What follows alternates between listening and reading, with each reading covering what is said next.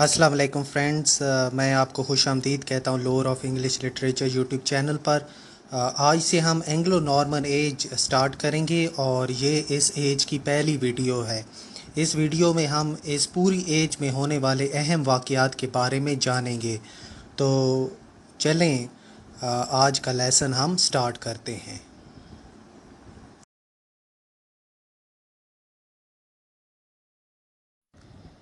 سب سے پہلے تو ہمیں یہ پتہ ہونا چاہیے کہ یہ ایج 1066 میں شروع ہوئی جب ولیم دا کنکرر انگلینڈ کا بادشاہ بنا۔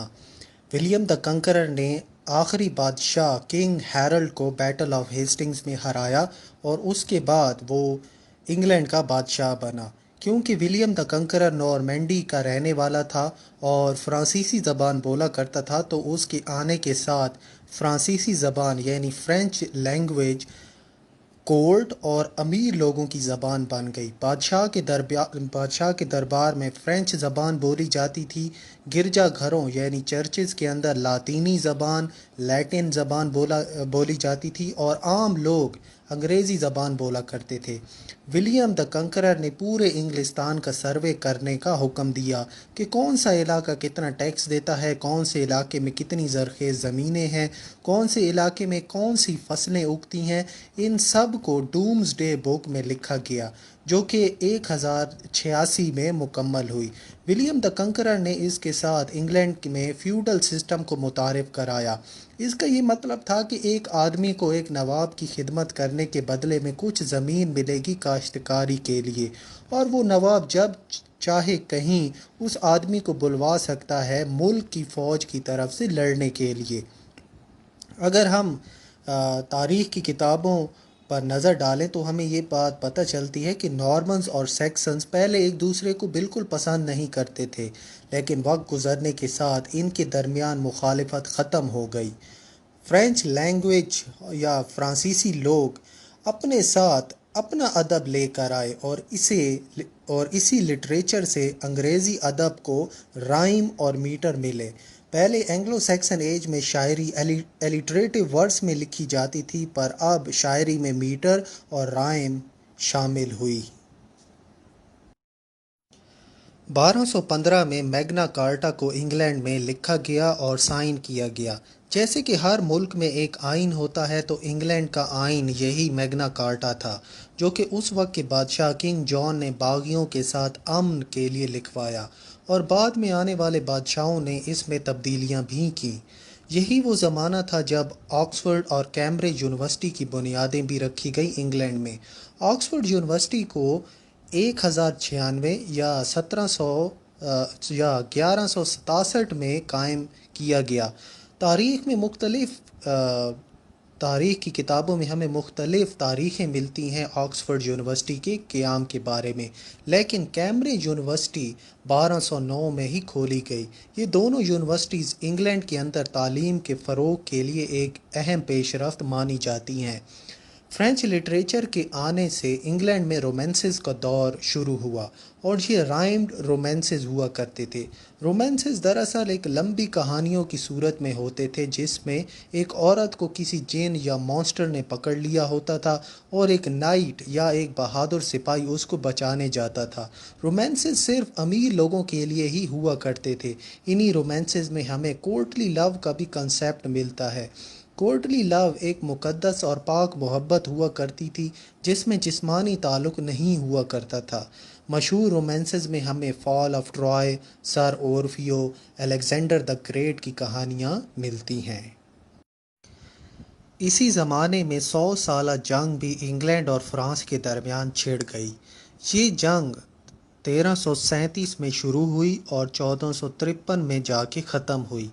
اس جنگ کے شروع ہونے کی وجہ یہ تھی کہ کنگ چارلز فور جو کہ فرانس کا بادشاہ تھا، جب اس کی موت ہوئی تو اس کا کوئی بھی وارث موجود نہیں تھا، اور اس وقت انگلینڈ کا بادشاہ تھا کنگ ایڈورڈ 3۔ کنگ ایڈورڈ 3 کی ماں تھی ایزابیلا، اور یہی ایزابیلا کنگ چارلز فور کی بہن تھی۔ یعنی آپ یہ کہہ سکتے ہیں کہ کنگ چارلز فور جو تھا وہ کنگ ایڈورڈ 3 کا ماموں تھا۔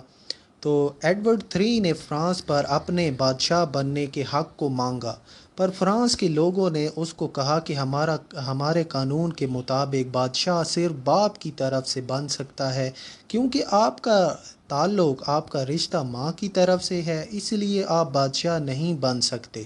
پر کنگ ایڈورڈ III نے پھر بھی فرانس پر حملہ کر دیا، اور یوں 100 سالہ جنگ چھڑ پڑی انگلینڈ اور فرانس کے درمیان۔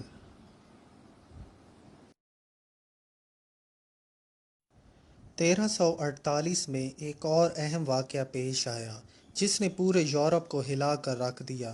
یہ واقعہ تھا بلیک ڈیتھ کا۔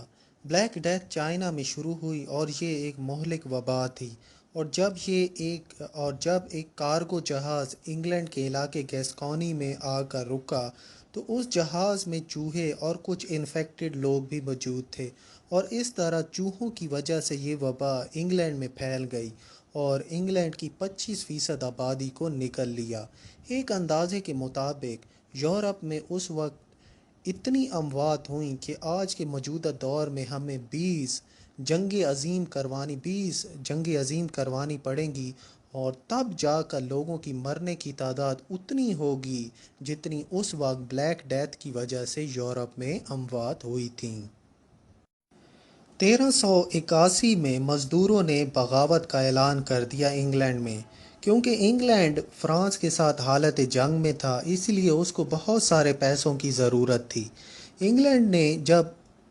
انگلینڈ کی عوام پر جب پول ٹیکس لگا کر پیسے نکلوانے کی کوشش کی گئی تو عوام نے بغاوت کا اعلان کر دیا۔ یہ بغاوت ایسکس کے علاقے میں شروع ہوئی اور پھر باغی لندن جا پہنچے۔ لندن پہنچنے پر اس وقت کے بادشاہ رچرڈ II نے بڑی مہارت کے ساتھ سارے باغیوں کو واپس بھیج دیا، اور باغیوں کے سردار وائٹ ٹیلر کا سر قلم کر دیا لندن کے میئر نے۔